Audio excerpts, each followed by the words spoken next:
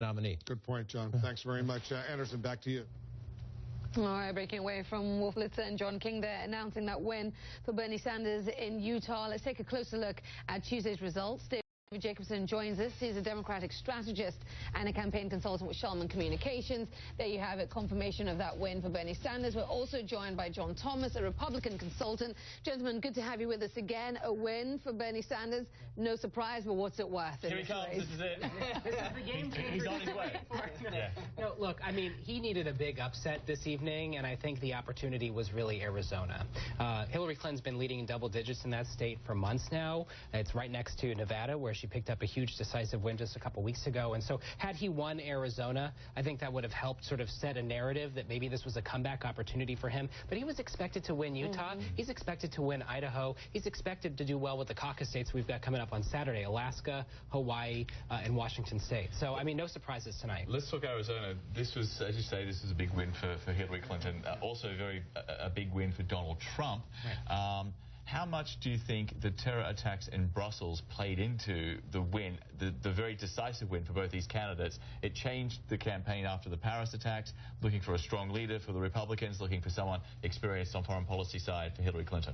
Well, look, I think with regards to Arizona, they have a robust sort of early voting strategy, and so people have been already voting for weeks. I mean, in fact, people were voting when Marco Rubio was still in the race. So, and this was before you had a lot of the violence that's erupted in the last couple weeks with with Donald Trump rallies. And so I think tonight's results are reflective of, what's happened sort of over the course of the last couple of weeks. As opposed to the last 24 hours. Right, but look, I mean, there's no doubt that Donald Trump has sort of been feeding red meat to his base supporters, angry, a white electorate primarily, with his attacks on Muslims, on women, on Latinos, on building the wall. And so, obviously, I mean, in a state like Arizona where you have SB 1070, you have former Governor Jan Brewer, who's the papers, please. Right. I mean, look, and immigration is just such a dominating issue in that state. So it's no surprise that it doesn't hurt to win a news cycle the day of the election. I mean, Dave's point is right. Early voting obviously was strong for both Clinton and Trump, but winning the news cycle, the last thing these voters are thinking of as they go into the voting booth is that we need a strong commander-in-chief, and both Clinton and Trump are the strongest in their field on those issues. To that point, as you make the point, we heard a lot from Donald Trump on this day, also from Ted Cruz, all of them trying to outdo each other as the best commander-in-chief, given the opportunity. I want you to take a listen to Hillary Clinton now, and what she had to say as she slammed Donald Trump and Ted Cruz for their response to the terror attacks in Belgium. And then you can react on the other side. America doesn't panic. We don't build walls or turn our backs on our allies. We can't throw out everything we know about what works and what doesn't and start torturing people. What Donald Trump, Ted Cruz, and others are suggesting is not only wrong, it's dangerous. It will not keep us safe. This is a time for America to lead, not cower. So, gentlemen, an example of her setting that stage for the general election argument. That's what she's doing here.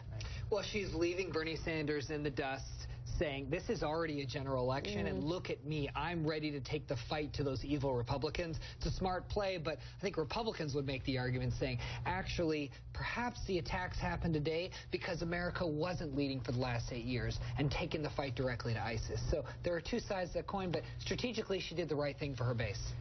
Okay, let's look at Utah for a minute. This is crucial for Ted Cruz, and it's what I think we're looking at, 3% of the vote has actually come in, so not a lot at this point. But Ted Cruz way in front, 58.8%, John Kasich at 22%, Donald Trump 19.2%. This is critical. If Ted Cruz can break that 50% threshold in Utah, like Dave was saying, this is the last indicator we're going to have on the Republican side for 26 or 27 days. So Ted's got to show big momentum, and if he doesn't capture 50%, it's just harder for him to make the "I'm the best person to beat Donald Trump" argument. So we're looking now Cruz moving forward. I guess for John Kasich, who didn't really campaign in that state, though, but what's his role now moving forward? Spoiler in chief, I don't. If you look at the arithmetic, there's no way that he can get to that. He needs 108%. Yeah, The remaining delegate. Possible. But I think the understanding is Kasich isn't now looking to win in this race. He's looking to win at a convention, Sure. right? That's his strategy. Right, and you've got like big states coming up like California where it's winner take all by congressional district. So Kasich says, you know, I'm going to pull out my car and go out to California all the way out into the June primary. I mean, it's feasible that he could pick up a couple delegates in such a delegate-rich state. And so, I mean, his goal is to go into the convention with more delegates than he has today and try to steal the nomination from a Ted Cruz or Donald Trump. That's really hard because if once we get to the point that John Kasich could be eligible to get the nomination in the voting rounds, it opens up to other candidates. Yes, absolutely. You know, Right. Mitt Romney, Paul Absolutely. Ryan, you name it. And Mitt Romney's campaigning pretty well these days. Good moments out. Guys, Gentlemen, again, always a pleasure. pleasure. Thank you so much. Okay, that is the latest on the U.S. race for the